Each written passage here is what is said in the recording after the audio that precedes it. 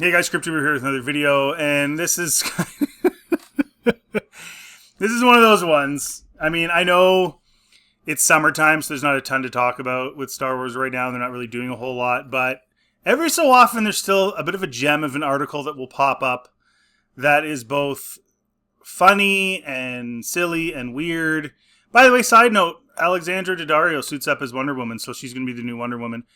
I don't know what I feel about that. I mean, I like her a lot. I don't know if Wonder Woman is the right call, but it could be, I guess. Anyways, so George Lucas's original Ahsoka plan would have killed Star Wars' future. Ahsoka Tano is one of the most beloved characters in Star Wars, and it's hard to imagine where a galaxy far, far away would be without her. George Lucas, however, had a plan that almost made it a reality. That's what we all say should have happened. She could have had a... Honestly... The coolest thing that they could have done is had Vader just kill her. That's it. End it. That would have been the best way to go. He's evil. She was his former apprentice. He's going to whack her, right? That should have been what happened. Anyways, Lucas was involved in much of the story and story arc development during the initial run of the Clone Wars, but that changed once Lucasfilm was sold to Disney. Though Lucas was no longer in charge, it's not hard to see how his influence has perpetuated the stories told since 2012. Has it, though? I mean, listen, you guys know me on my channel. I will criticize George Lucas. I have no problem doing that. But I'm not going to make something up. And this is made up. There's no way. We just talked about my last video, how he full-on said that the 6 movies are his movies. Like, any, you could argue the context. Like, some people will say that means that things that were around in the EU and stuff weren't necessarily his canon, but you can argue that, but you can't argue that he definitely, at the very least, contextually meant since Disney took it over. The interview was about Disney Star Wars. So you could argue with me and say he didn't mean that he wasn't talking about the EU. Fine, that's a fair argument to make. I fully accept that. But you cannot make the argument. You cannot.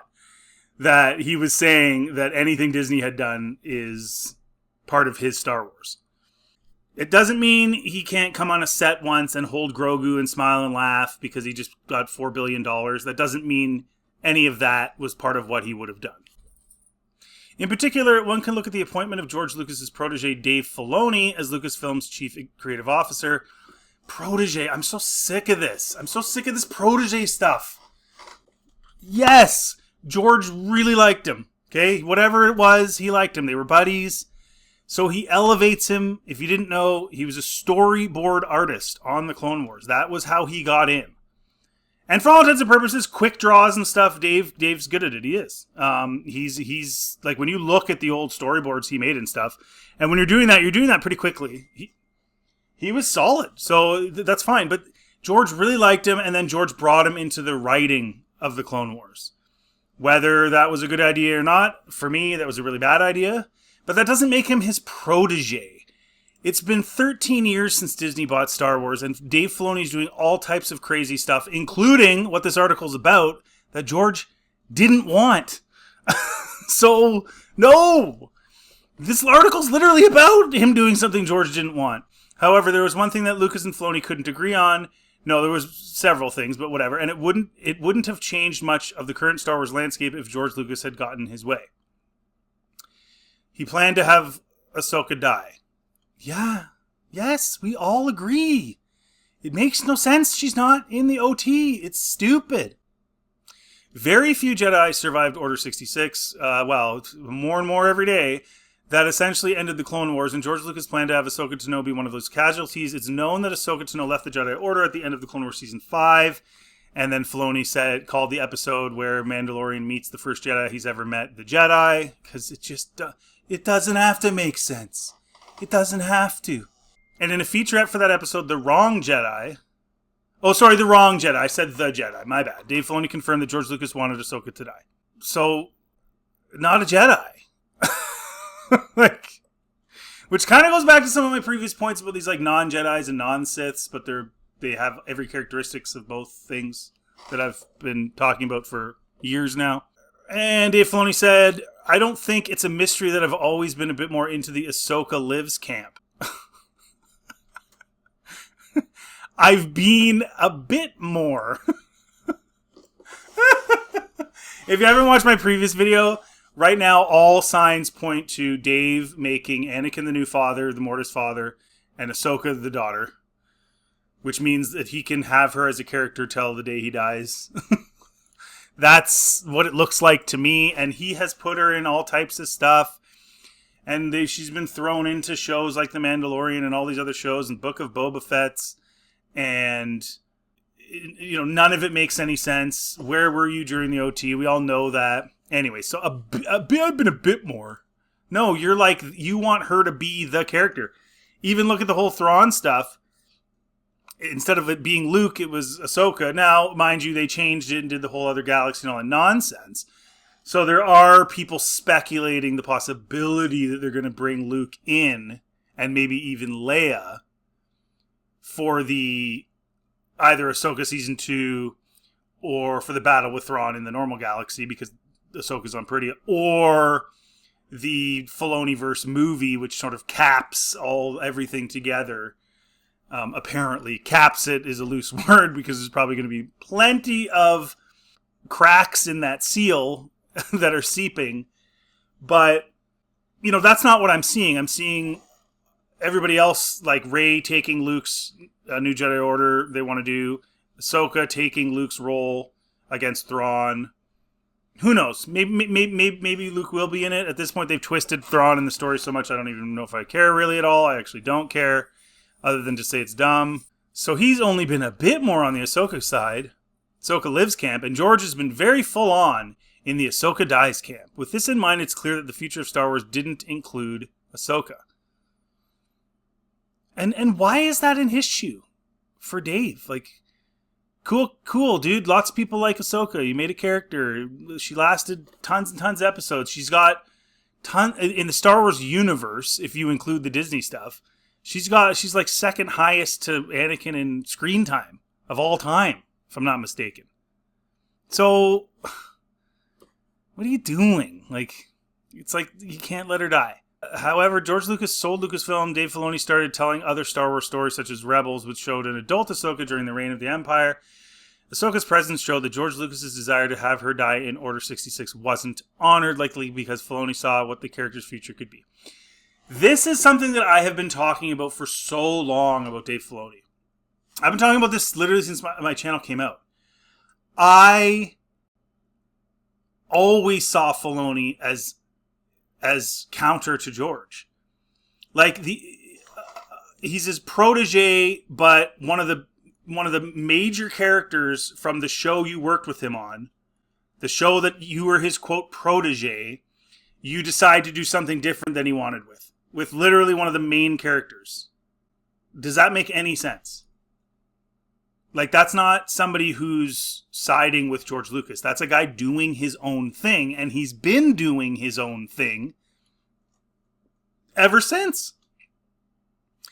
And when Ezra reaches in and saves her from Vader to save her life, because he was about to kill her, that's what Filoni's going to do, because Filoni's going to do what Filoni wants to do. Filoni is not, or feels no obligation to make decisions based on what he thinks George Lucas would do, because he knew what George Lucas would do here and said, I'm doing my thing with my character that I made. You know, I just know this is his universe. He created it. Spending so much time with him, you can see him in the DNA of things that maybe people that just watch it casually aren't as aware of, you know. But, you know, for me, it's never been about what am I going to bring to this or what can I put into Star Wars. It's always, this is something that's wonderful and it works beautifully. How do I learn what makes it special? Maybe the storyboard artist should have just stayed as a storyboard artist, right? And I get George. He's probably just really liked him, thought he was a really nice guy, probably liked some of his ideas he was throwing out there while they were doing the Clone Wars. I'm sure he did. And made the mistake of giving him an elevated role. But George wasn't the one who greenlit Rebels. That was Disney. George wasn't the one who greenlit the Ahsoka show. That was Disney. That was Kathleen Kennedy. So even with all that, that's not to say that George would have been approving of anything. I could maybe see a scenario where George has her survive Order 66 until Rebels.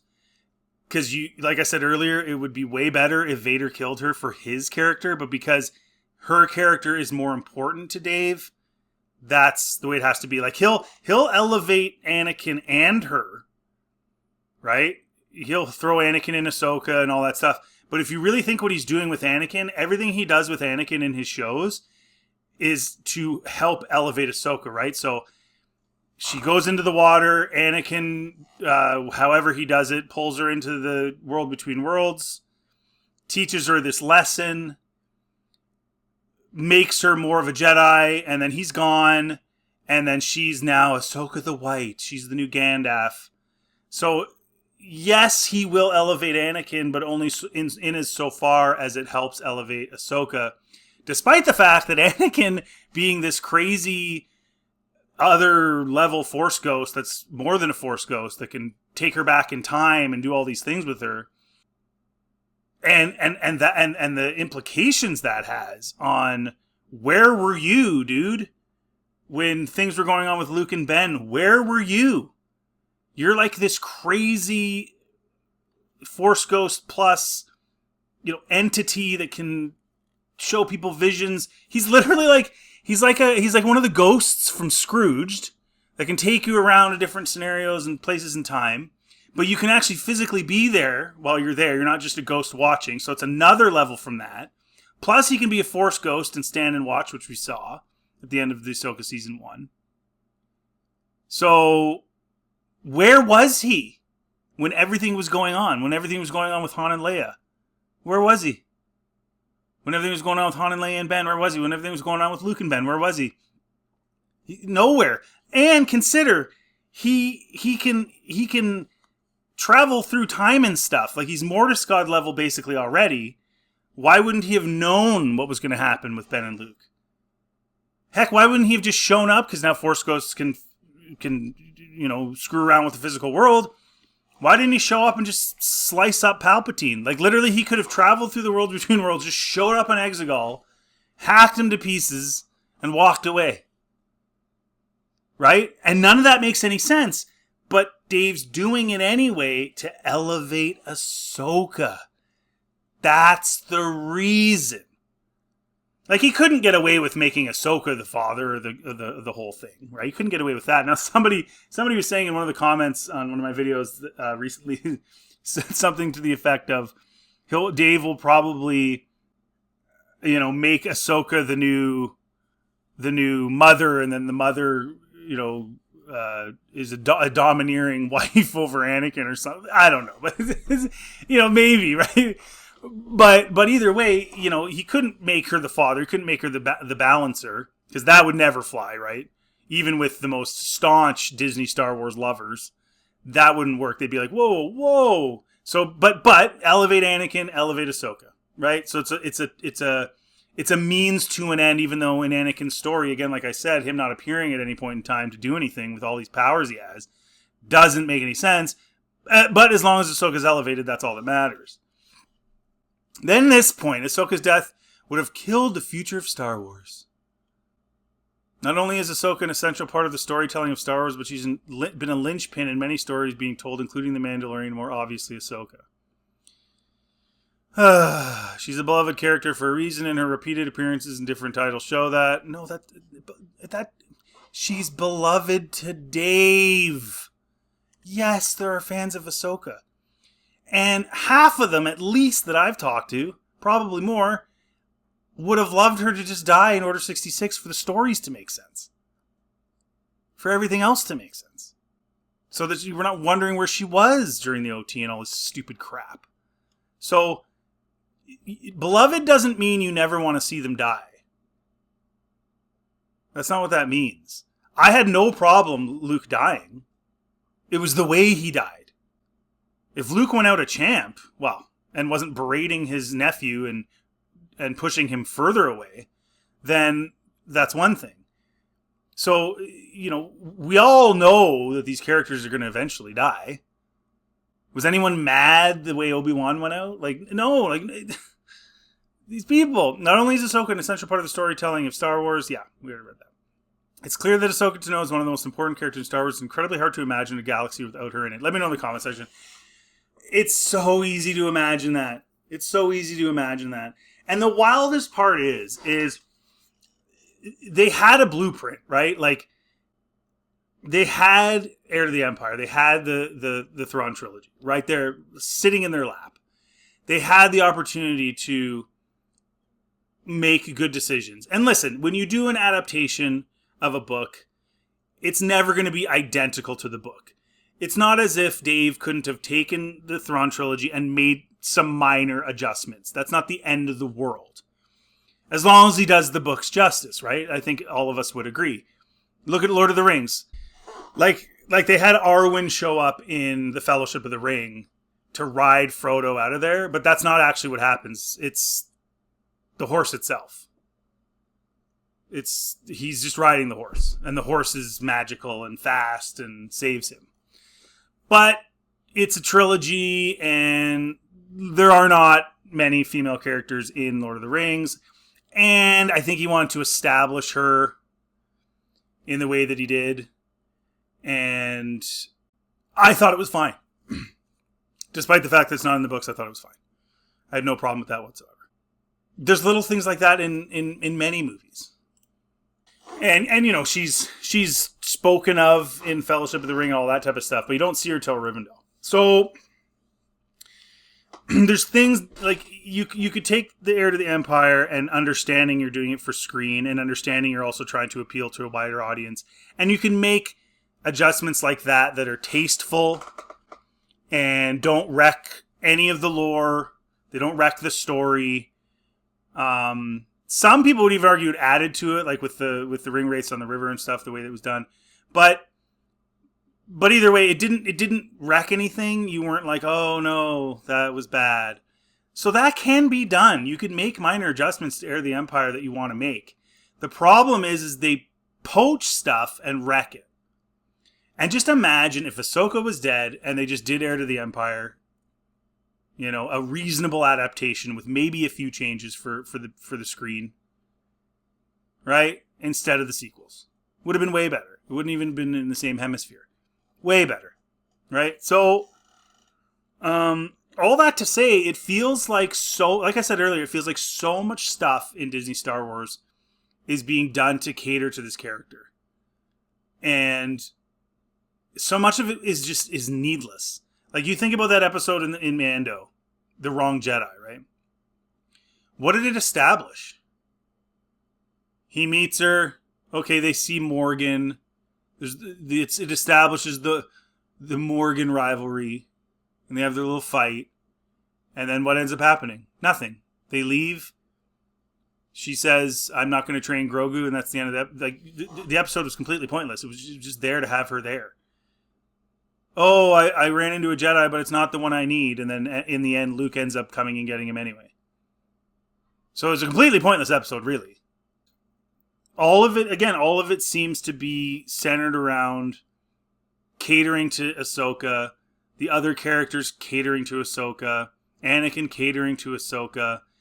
Everything is being done simply for Ahsoka. And the idea that George Lucas's original plan would have killed Star Wars' future by not having Ahsoka in it, that's the most ridiculous thing I've ever heard. There's a million characters, including,